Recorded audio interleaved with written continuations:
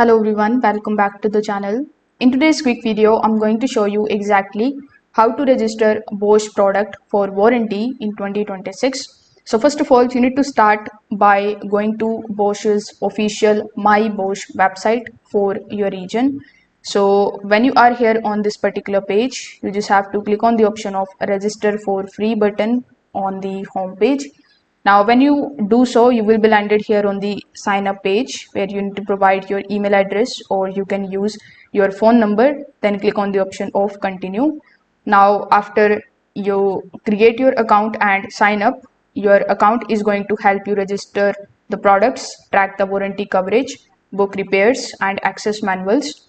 So inside it, you just have to simply provide your Bosch product information, including the model number, FD number or the serial number, the purchase date and the product category. You need to also upload the proof of purchase. So after providing those details, simply submit your registration form. Once completed, Bosch product will be linked to your account for future support and warranty claims. So if this video helped you out, make sure that you like this video and subscribe to the channel. Thanks for watching.